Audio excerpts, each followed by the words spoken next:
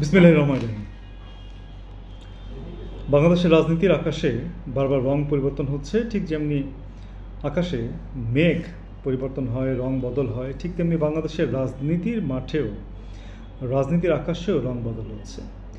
BBC Bangla আজকে একটা report করেছে, যে রিপোর্টটি অবশ্য নয়াদিগন্তের উদ্ধৃতি দিয়ে তারা করেছে, যে জুলাইয়ের প্রথমার্ধেই, অর্থাৎ খুব দ্রুত সময়ের মধ্যেই জুলাই সনদ ঘোষণা করা হবে এবং জুলাই সনদ ঘোষণার মধ্য দিয়ে বর্তমান যে সংবিধান আছে সেই সংবিধানটাকে বাতিল বলে ঘোষণা করা হবে।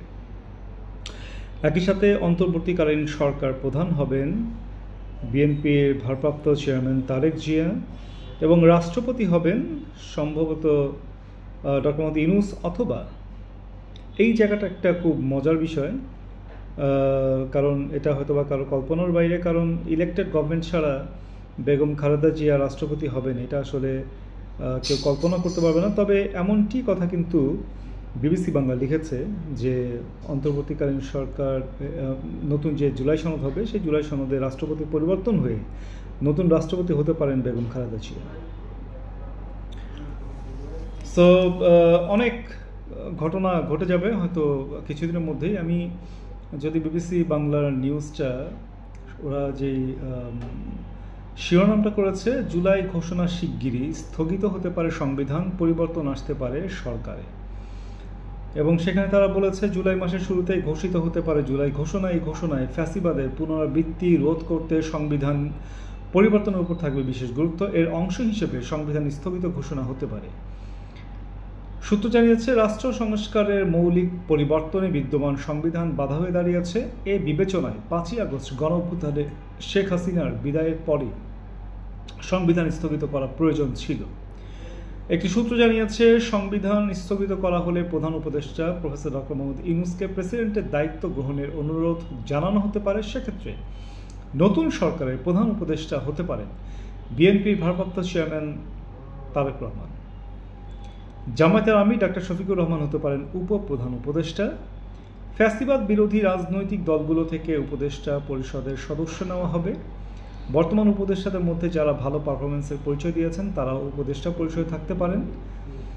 একটি সূত্র জানিয়েছেন, শাহাবুদ্দিন চুপ্পুর স্থানে বিএনপি চেয়ারপারসন বেগম খালেদা জিয়া প্রেসিডেন্টের দায়িত্ব পালন করতে পারেন।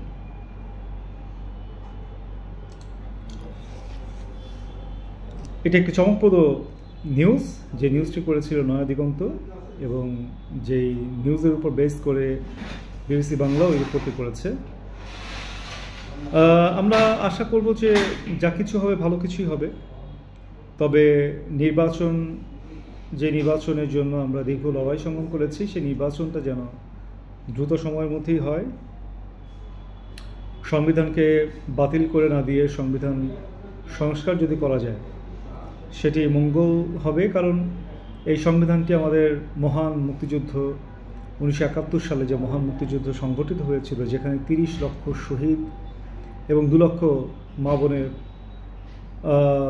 সম্ভ্রম হানি হয়েছিল।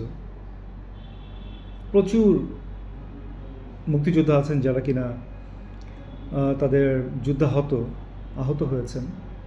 তো তাদের যে ত্যাগ, সেই ত্যাগের বিনিময়ে অর্জিত নতুন যে বাংলাদেশ, যেটি পূর্ব পাকিস্তান নামে আগে ছিল, সেই বাংলাদেশের প্রথম সংবিধান, সেই সংবিধান বাতিল হয়ে যাবে, এটি আসলে খুব একটা সুখকর বিষয় না। অতএব আমরা বলতে চাই যে সংবিধান সম্পূর্ণভাবে ফেলে না দিয়ে, বাতিল করে না দিয়ে সংস্কার করা হোক, সেটি বরঞ্চ আরও ভালো হবে। তাহলে মুক্তিযুদ্ধের যে চেতনা, মুক্তিযুদ্ধের যে স্পিরিট, সেই স্পিরিটটা ভুলুণ্ঠিত হবে না। আর যদি সংবিধানকে বাতিল করে দেওয়া হয় তাহলে ভবিষ্যতে কিন্তু এটা নিয়ে অনেক জটিলতা হওয়ার সম্ভাবনা আছে। সবাইকে ধন্যবাদ।